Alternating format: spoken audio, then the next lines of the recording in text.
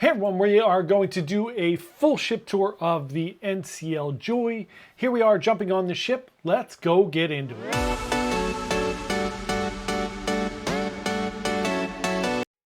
Hi everyone, welcome to the beautiful NCL Joy. My name is John here from Byte Size Cruises. Welcome on board. We put out a brand new video about cruising every single day. We would love to have you subscribe to our channel and join us on this fun journey. When you embark on the NCL Joy, you're gonna pop in right here at the local on deck 7.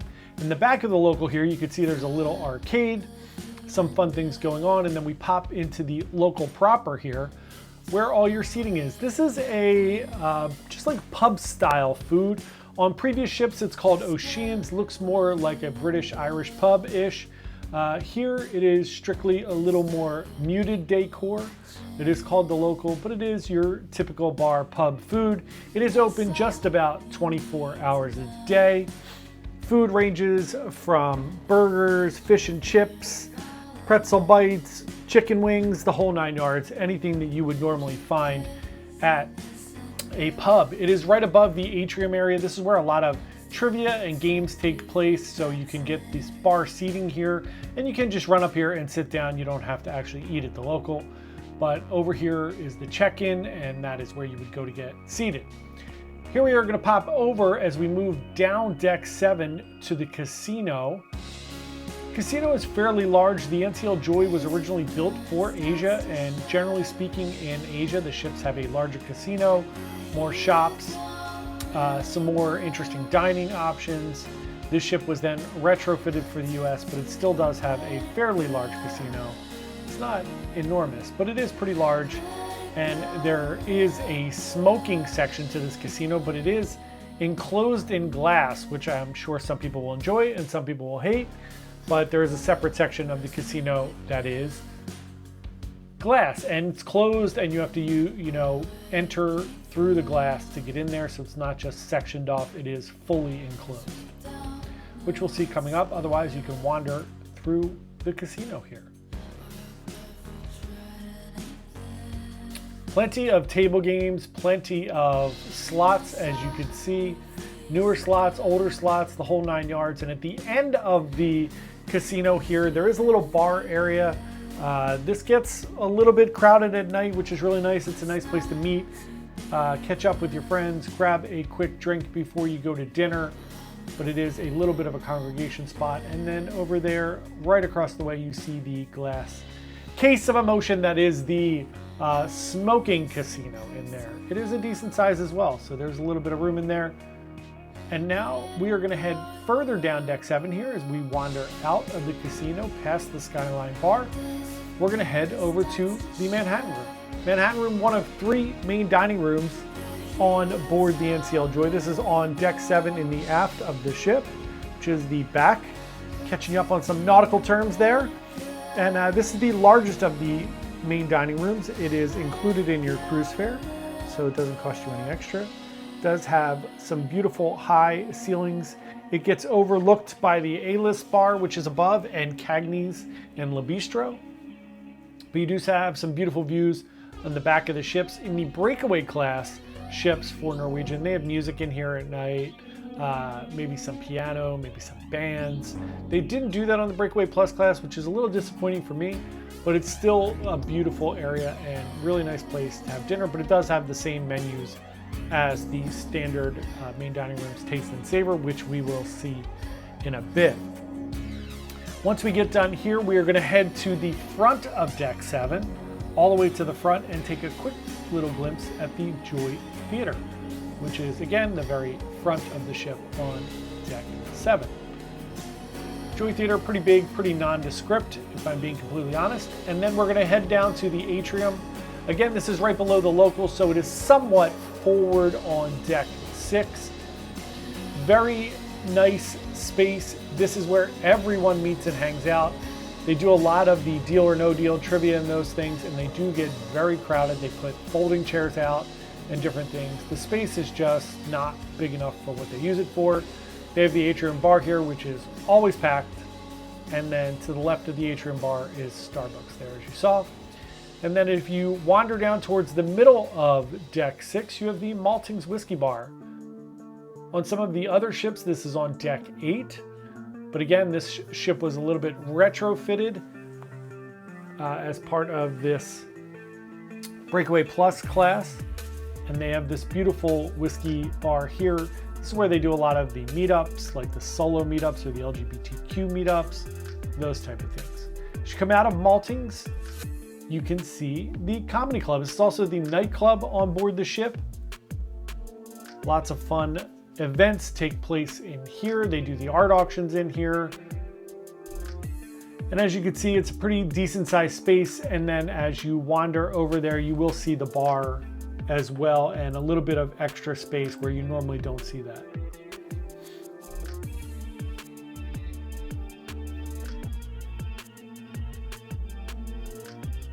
Really nice area. I like it a lot. Again, another space that gets very, very crowded. As you pop out of the Comedy Club / nightclub, you can head right to teppanyaki. This is the largest teppanyaki in the fleet, again, built for Asia. So this teppanyaki space is massive. If you go straight into the left, there are a few tables there. There was someone sitting there, so I didn't want to bother them while they were working. But as you come over here to the right, you could see all of the tables here. So you have 2, 4, 6 grills there, 6 more on the other side, that's 12. And then 6 more or more to the back over there. So between 18 and 20 hibachi tables, that is a ton. And if you come in here during prime time at like 6:30, 7 o'clock, it is jumping. Great atmosphere, tons of fun in there. That is teppanyaki. As we head down deck 6 towards the aft, this is the mix bar, which is in between Taste and Savor, which are your other 2 main dining rooms. These are both standard main dining rooms. They look very similar, as you will see. Same food on both sides, just breaks up the flow and the traffic a little bit. And it does get a little congested here mornings and evenings as people are waiting for their tables, just something to be aware of.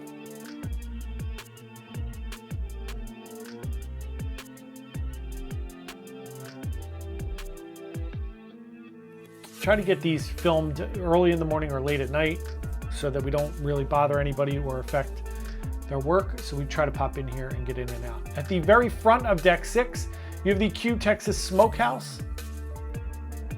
It's a really fun addition that they didn't have on the Breakaway class. They added this. This is where some of the other venues are, like the Illusionarium. But this is the Pitmaster platter there. You can just get some barbecue. It's actually very good. It's not, obviously, it's not, you know, the best barbecue you're ever going to have, but it is very good. You have live bands in here in the evening as well. Now we're going to pop up to deck 8. And we're going to start at the front of the ship at the District Brew House. Tons of beers in here. This is a great space. They have music in here in the evening. I find it to be underutilized on the ship. I think a lot of people don't go into this space as much as other spaces, but it's a great space. And the beers are great. The staff is great. And the music in here is awesome in the evenings as well. And if you sneak around the back here, there's a little photo booth as well. I think it's a $5 or something like that. Take your pictures, you put one set up on, if you want, you can put one set up on the wall and you can keep the other set. Directly across from there, we have Food Republic. This is the fusion restaurant on board. You can get bao buns in here, sushi, you can get bang bang shrimp, any number of fun little fusion items, and you order everything on like a little iPad, and they just bring everything out as it's ready. You can also sit at the sushi bar as well if you so choose.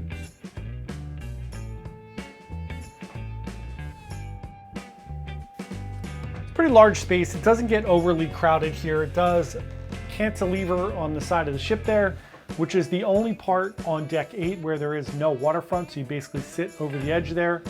We're gonna look at all the restaurants on deck 8 now in a row. We're gonna look at La Cucina here, which is the Italian restaurant on board. Again, very large restaurant. There's also outdoor seating for all of these except for District Brew House and Food Republic. But all of the main specialty dining restaurants do have outdoor dining. This is, of course, in addition to your cruise fare. One of the more popular, more crowded restaurants on board. I never find them to be super crowded, but they definitely are crowded certain nights. This is Cellars, which is the wine bar on board. This is where they do all the wine tastings. Norwegian does a lot of wine tastings on sea days. They are great. They're like $20 per person, and they are very, very fun and interesting. You get a lot of information in those. Then we're going to head to Ocean Blue, which is directly behind Cellars there. So you can see the wine bottles there. That's the one side of Cellars. Again, ship was retrofitted, so things are a little bit different than they are on some of the other Norwegian ships if you've been on them. But this is a smaller restaurant. It is seafood based, obviously, Ocean Blue. But beautiful. I ate here on night one. Again, there is outdoor seating. If you sit outside, you can wear shorts. If you sit inside, you must be wearing pants. So there you go, little tips and tricks. Now we're going to look at the Cavern Club. This is midship on deck 8, which is in kind of 6, 7, 8 place. This is where the Beatles Revolution band plays. Obviously, this is kind of a replica of the bar in Liverpool where the Beatles played. There's other entertainment in here sometimes on the evenings if the Beatles are not playing. It is a extremely small venue, as you can see. You can hear the music outside as well. There's a bar outside, but obviously it's not the same as being inside. Now we're going to wander down towards the back of deck 8 and we're going to see all the different shops. So they have little kiosks here out in the hall, which are always filled with different sales that are going on, with Norwegian trying to sell you watches or gold by the inch or, you know, t-shirts, whatever's going on. And then as you come out here to the break, you're going to have your larger like watch and jewelry store on your right. On your left, you're going to have the photo center where you can get your pictures and you can get photo stuff. And then over there in the corner, you're going to have your Norwegian swag store, which I think Norwegian doesn't do a great job of having Norwegian stuff. Royal Caribbean really pushes the Royal stuff, as does MSC and some of the other cruise lines like Carnival. NCL not so much. As we head back towards the middle of the ship, this is across from the Cavern Club there on deck 8. This is the Sugar Cane Mojito Bar. There's a live music in here every night. It's usually a little bit of a Latin flavor. There's an indoor and outdoor bar here. The outdoor bar is really nice as well on the waterfront, which is beautiful, which we'll see in a little bit. But a great space there. And then the very back of deck 8 is Le Bistro and Cagney's. Le Bistro, specialty dining, traditional French. Cagney's, very traditional steakhouse. Both are in addition to your cruise fare, and both are very nice. In the middle is the A-list bar. You can check that out if you are going to the restaurants or going if you just want to hang out. You can just go in there and grab a drink.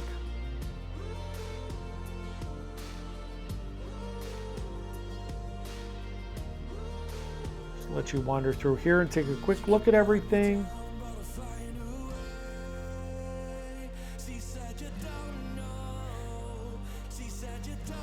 Le Bistro, beautiful. Again, on most of the Breakaway Plus class ships, some of them Le Bistro is down on deck 6. Some of them Le Bistro's up right below on Encore specifically, and Bliss, Le Bistro is right below the racetrack. So on here, on Joy, it is on deck 16. So it's all over the place. On Breakaway and Getaway, it is on deck 6. But they, you know, whatever works, it is beautiful and the food is amazing. Here's Cagney's, your traditional steakhouse, and this is where Cagney's generally is on all of the Breakaway and Breakaway Plus class ships.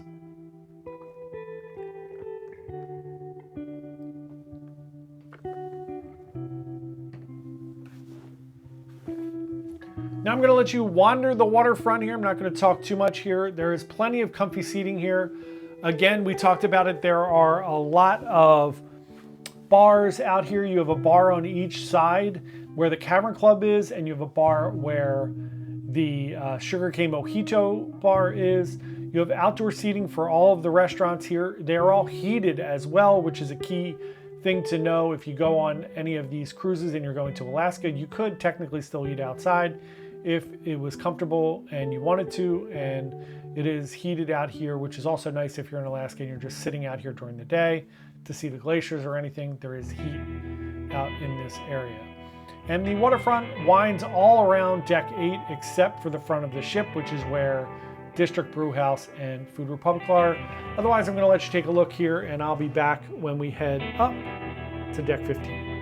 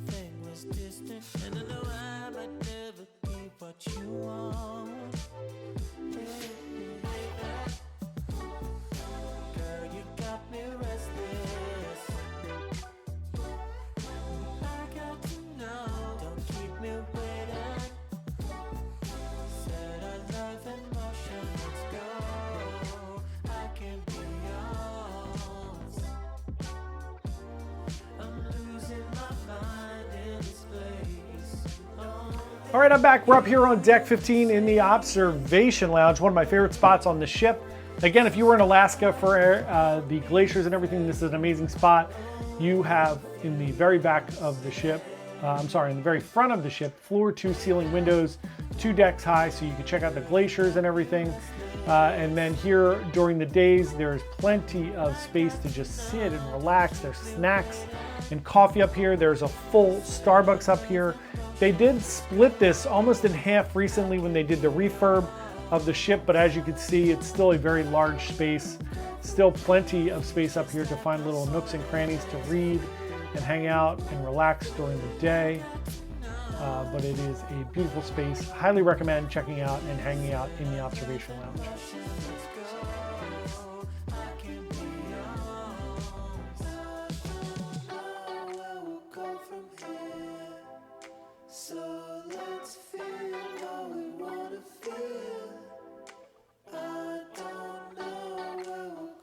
Let me see, we'll get up here towards the front of the ship. This is also a real popular hangout for kids at night, just so that you're aware, because it is dark up here and the kids generally tend to congregate.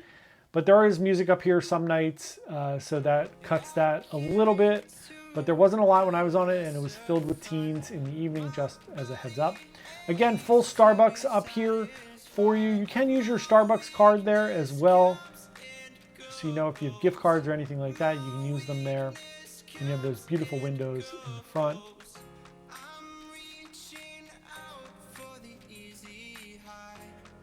So we're going to head to the Garden Cafe. This is the buffet on board. I'm just going to show you one side of this.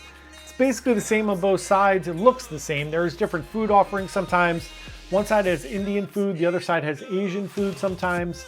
So just things to be aware of for lunch and dinner. For breakfast, you know, it's pretty much all breakfast food. You can see here the Taste of India.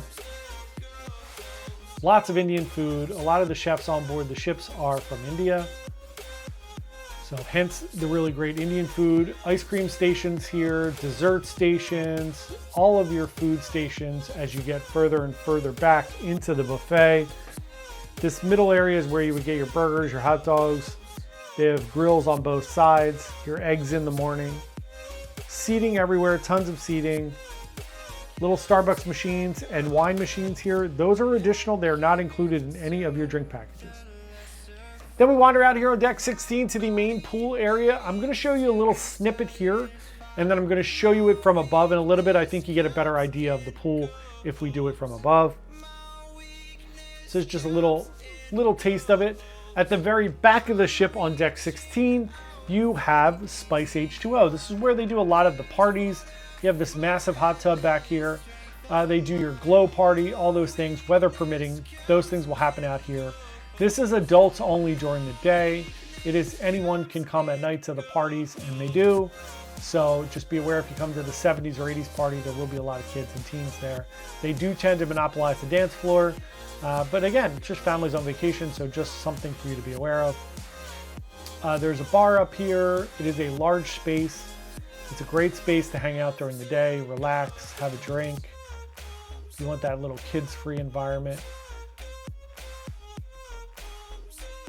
Then we're going to pop out here and I'm going to show you the spa real quick. In particular, the thermal suite. We'll take you in there. This is a new addition to this ship that they just added in January when it went into dry dock for refurb. They added the thermal suite and it is very, very, very beautiful. They have these little meditation pods in there that you can hang out in. People were sleeping in them, so I guess they work. These are heated beds that you can control the temperatures on. They have these little round beds in the corners where you can sit and lay down and just relax.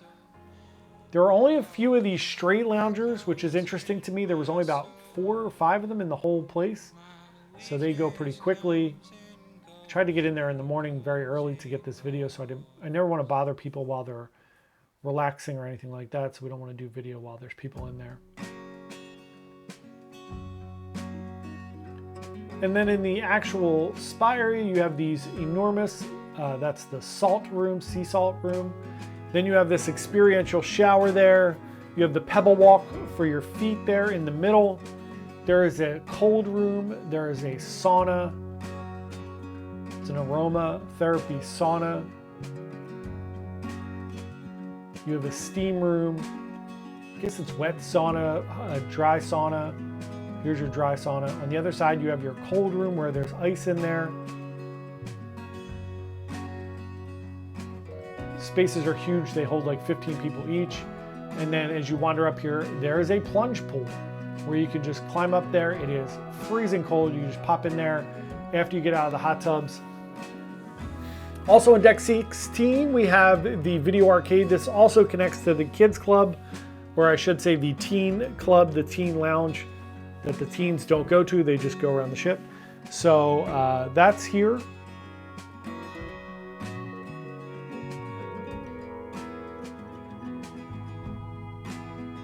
Mostly games of chance where you get tickets. You know, it's just another way for the cruise lines to make some money. Your kids are trying to win prizes.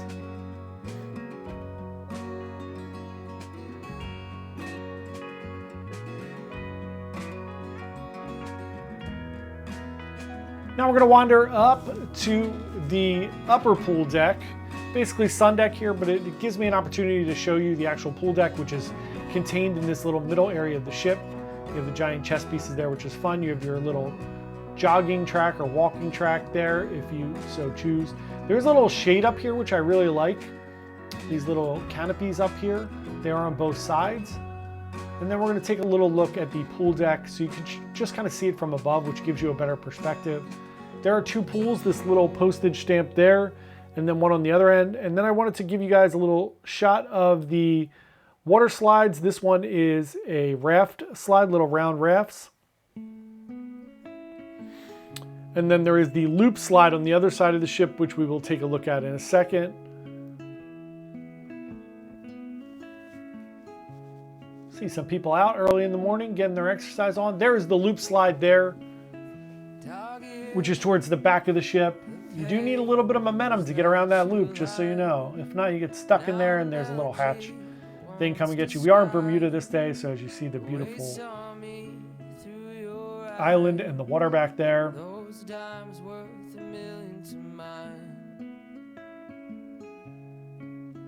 And there is the slide.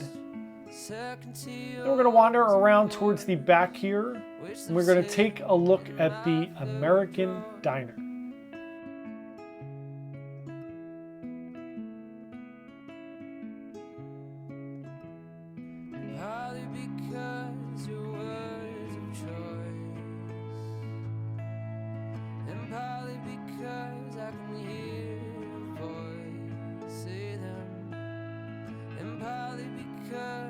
We're going to head to the American Diner. This used to be an additional charge. It is now included in your cruise fare, so it is complimentary. You can eat here for lunch.